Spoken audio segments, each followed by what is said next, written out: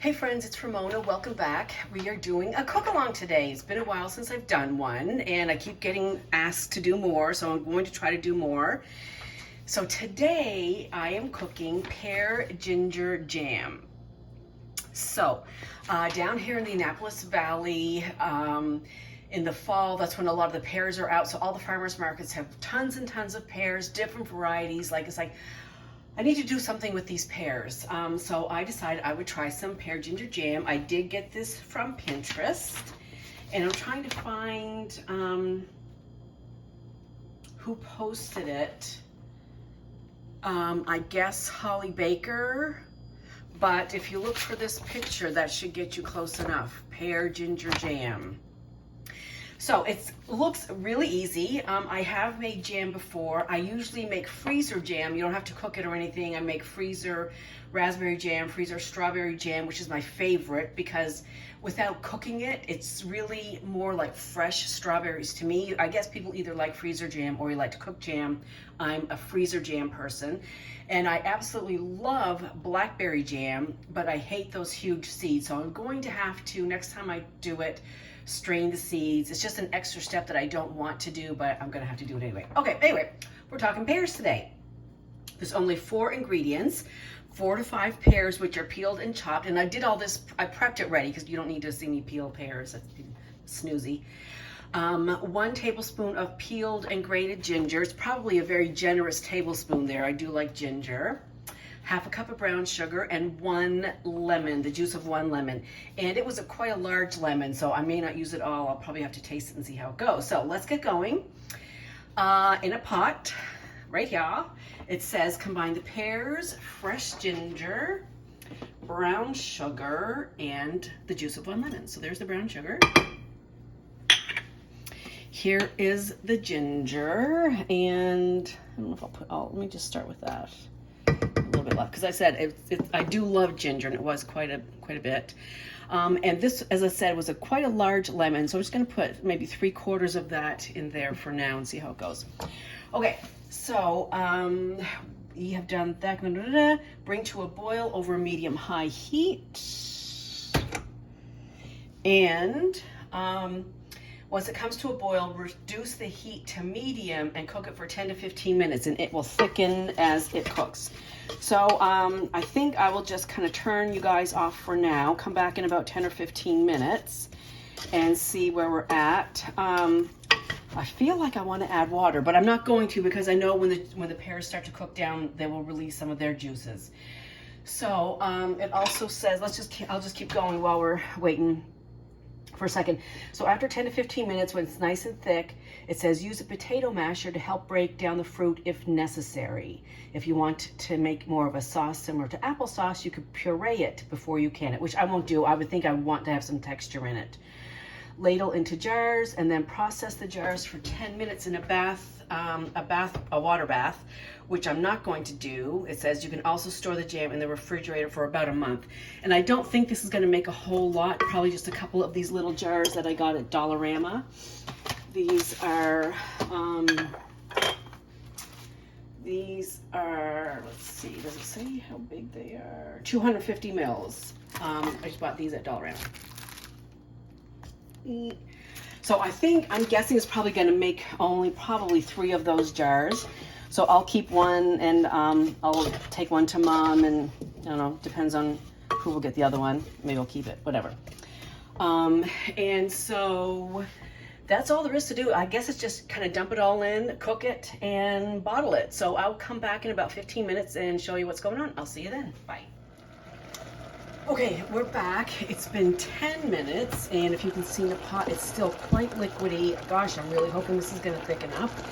And the pears are still, they're softening somewhat, but they're still firm, more firm than soft. So I'm going to let this go another 5 minutes, and I'll see you then. Okay, we are back. We're actually at 20 minutes now. Most of the liquid is absorbed. But the pears are still pretty firm. Like I would say they're too firm to mash. So I'm going to add a little more water. I'm going to add some water just so it doesn't boil dry. And we're going to go for another 5 minutes. I think they're too firm for what I'm looking for. So I'll see you in 5 more minutes. Okay, we're back. So it's been 25 minutes now. So we're going to call this done. That water I put in is absorbed now. I think they're still a little on the firm side for me, but considering the recipe said 10 to 15 minutes and I'm at 25, I'm not sure. I mean, these are not big chunks of pear, but maybe I cut them too big. I don't know. Anyway, let's give it a go. I did taste some. It tastes really good. Tastes very good. I would definitely make it again. But anyway, let's get to moving on. So I'm just going to move this to the other side. I have a hot pad over here. And let me get you guys over here. So I'm going to mash it now. And I do want to give a shout out to my favorite potato masher. And this is a Xylus brand potato masher. And I love it. And I got it from eBay, but I watch America's Test Kitchen faithfully. And one of the things they do besides figuring out how to make recipes the best way is they also review kitchen gadgets and gizmos, and they reviewed potato mashers one time and they recommended this one and I got it and I love it. So there's a shout out for that. So let's go ahead and see if these will mash easily. And I really have to put a little pressure on here. I probably should have went another 5 minutes and that would have made 30 minutes. So I don't know if I did something wrong, but the recipe said 10 to 15 minutes, but there's no way these were even close to being soft in 10 to 15 minutes. So anyway, next time maybe I need to chop them smaller, but you know, honestly, I didn't think I had them chopped that big for a jam.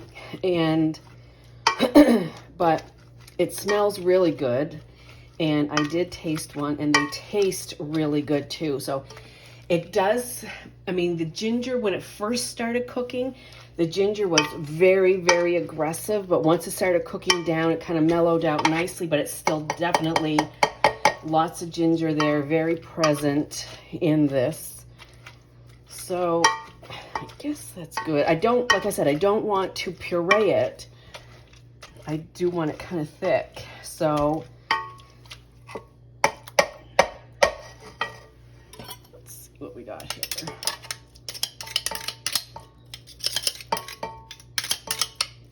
And I will link this recipe down below as well. Okay, let's see if it's kind of jammy. I guess it's kind of like a thick jam. You see that? It's kind of thick and jammy. I'm going to leave it like that. There's still a little bit of chunks left in there. Yeah, I'm going to leave it like that.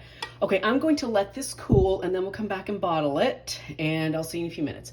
You know what? I think I need to make some homemade biscuits with this jam. Maybe I'll do that. Okay, bye. Hey friends, so we're back. It's 30 minutes later. It's pretty much cooled down. Not really happy with the texture. It tastes good, but it's still a little chunky for a jam. It's more like, what is it like? I don't know, but it's still too chunky for jam. I don't know what it is. Anyway, it's not going to be shareable because it doesn't have a lot in here. Definitely, if I wanted to make it again, I would definitely double it because it's only going to fit, I think, one of those. I'll show you the jars in a second. I would double it, and I would add a little water or something because I had to cook it. What did I say? I cooked it for 30 minutes, I think. And it really, like, I don't know how they could say that it's going to be ready in 10 minutes. Like, it just wasn't even close to being ready. But anyhow, the flavor is good. I did have a neighbor, not the neighbor, but another neighbor, who gifted me with some marinated feta in one of these little jars. So I'm going to return her jar with some of this pear jam. And then these Dollar Tree jars that was a 250 mils. I don't even think this will fill this. It might maybe go halfway maybe. But anyhow, so if you make it, let me know how it goes. Let me know if you did anything different. For me, the only issue with this was the cook time. I just don't even think that it was close to being accurate unless you start with, you know, cutting them, you know, micro small to start with. So this is what I have. I have one of these little itty bitty containers, and this was probably, I guess, 3/4 of the one that I got at Dollarama. So that's it. So, I mean, I'll give it a thumbs up for flavor. The recipe needs tweaking as far as the cook time goes, but otherwise I think it's going to be good. So that's it for my ginger peach jam. Give it a try and let me know how you do. Talk to you later. Bye.